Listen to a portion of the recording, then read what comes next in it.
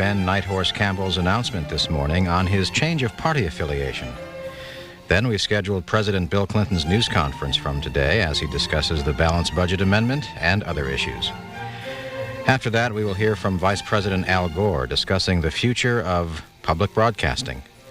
And later tonight, the news from Moscow can be seen at 2 a.m. All ahead this Friday night on C-SPAN.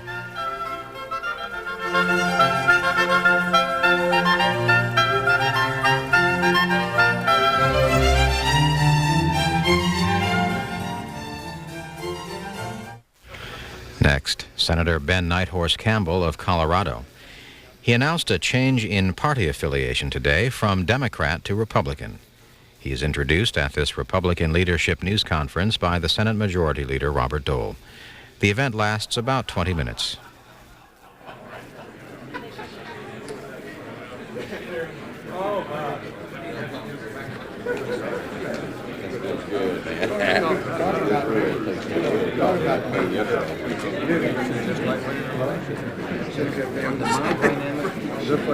As chairman of the Senate campaign, under my dynamic leadership as chairman of the Senate campaign committee, within 3 months,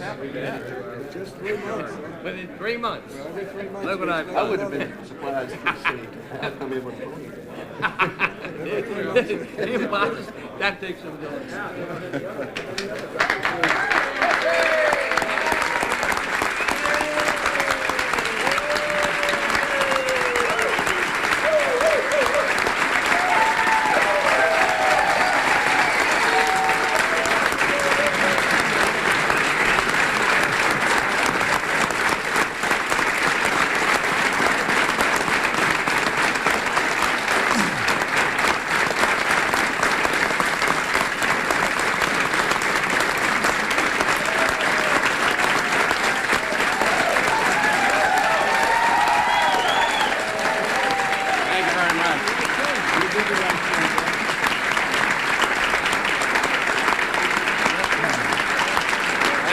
Thank you.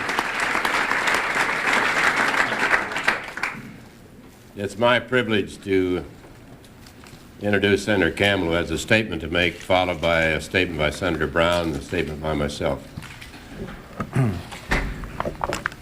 Thank you, Mr. Leader. I would venture to say that warm welcome is not shared throughout Washington today. It has made my morning a little easier, and I do appreciate you attending. As you know, this morning I am announcing my change of affiliation to the Republican Party.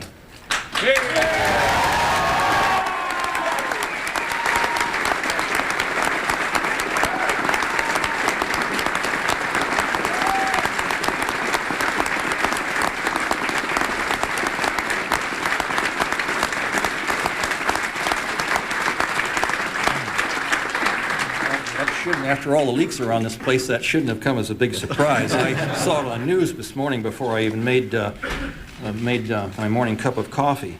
I have to tell you that no decision has been more difficult for me, and I've been involved in a lot of tough ones around here, as everybody has. But so there's no misunderstanding. The decision is not being done out of vindictiveness or impulsiveness or anything of the sort, nor to discredit anyone. It's just something that I've wrestled with a long time, my family has too, and we've just decided that in the last 30 days or so that I can no longer represent the agenda that is put forth by the party, although I certainly agree with many of the things that Democrats stand for. In this last 30 days, or I guess more than that, 5 weeks in the balanced budget amendment debate, it's brought into focus the fact that my personal beliefs in the Democratic Party are far apart. As a co-sponsor of the balanced budget amendment, every time I've been in Congress, including my House tenure of 3 terms, I was absolutely convinced at the present growth of both our federal deficit and our debt that it's only a matter of time until we find ourselves in the same financial collapse as Mexico. The difference will be there will be no one there to bail us out.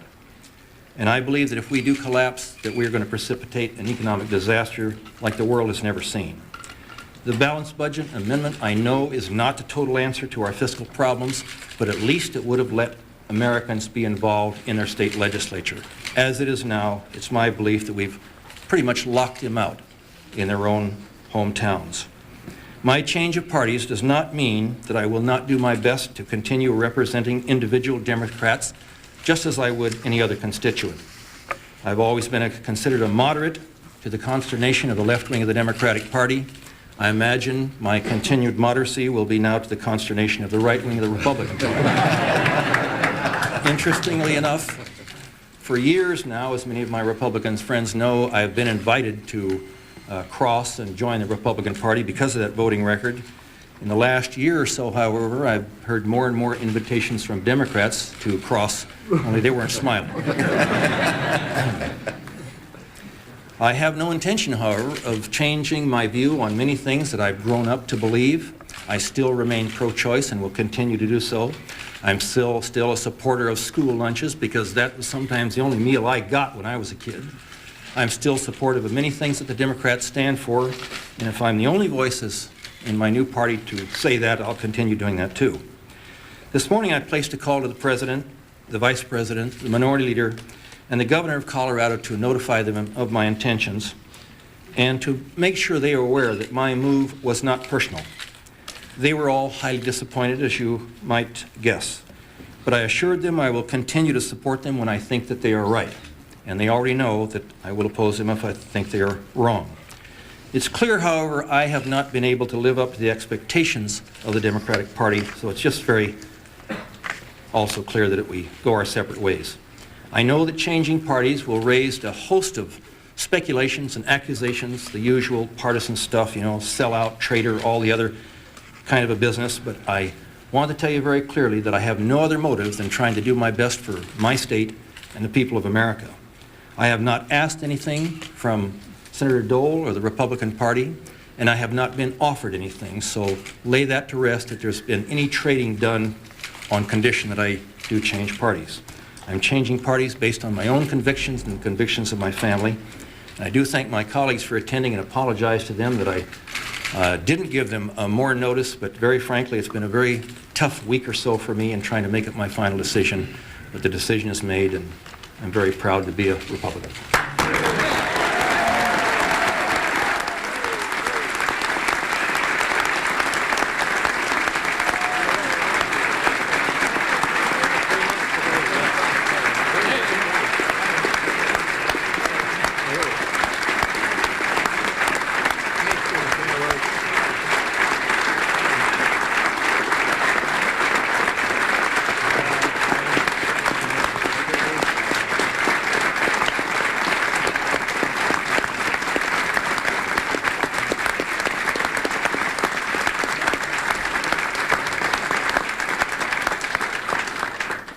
It would be a mistake for anyone to think that Ben Nighthorse Campbell has changed. He hasn't, and he doesn't. He's true to his beliefs. He's true to his beliefs as a Democrat and true to his beliefs as a Republican. The fact is the Democratic Party has changed. Ben, I think, had a choice of either being true to his beliefs or banning them and going with his party, and he stuck with his beliefs.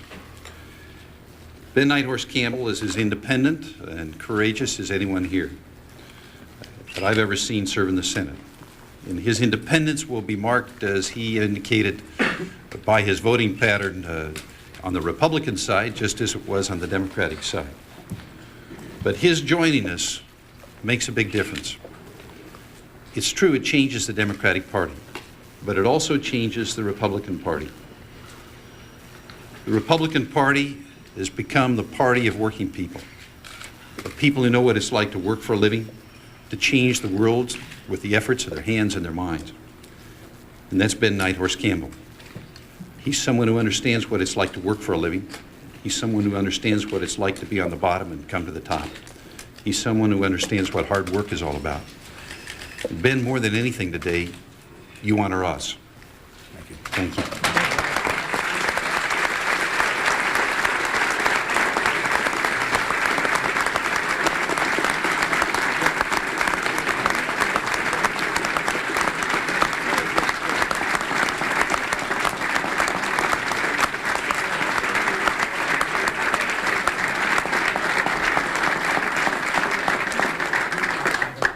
Hank, thank you very much. And I want to thank Senator D'Amato for his outstanding work as a campaign chairman.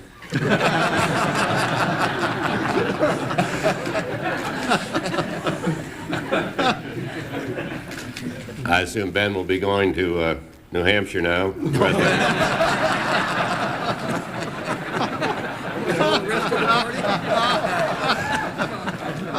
fact, I'm going this afternoon.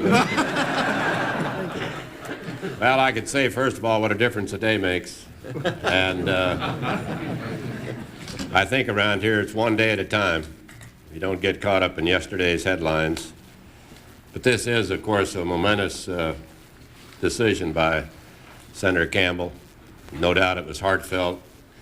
I've been talking to him, as others have, for a number of weeks, and it's not an easy thing to do. It was a very personal decision. I think, as he said, he felt a bit separated from the majority of his party. He feels for his neighbors. He didn't like the so-called war on the West because that's where he's from. And I think just in working with Senator Hatch and Senator Brown and others from that area, Senator Menich, you couldn't be here today because of a death in the family. So I'm very honored as the Republican leader to be here today to see this transition. Keep in mind that Senator Campbell supported President Bush in the Gulf War. He feels strongly about America. He feels strongly about our place in the world. As he said, he knows what it's like to be without food. He knows what it's like to have to work. He's very sensitive to many, many things that our government does. Our government does a lot of good things. But on the other hand, I think there's a general feeling that sometimes the government goes too far and the government's gotten out of hand and we need to rein in the government. He supports a capital gains tax cut, supports term limits. He's always supported, and as he said, will continue to support a balanced budget amendment, and that battle is not over yet. And I think it's fair to say that he will continue the fight for all of his principles as a Republican. And no doubt about it, he's a true American success story. No doubt about it. When they write about people who've made it the hard way, who served their country, who rose to the top because of their potential, they'll write about Ben Campbell, Democrat or Republican. And that's what America's all about. We're very proud to have you on board.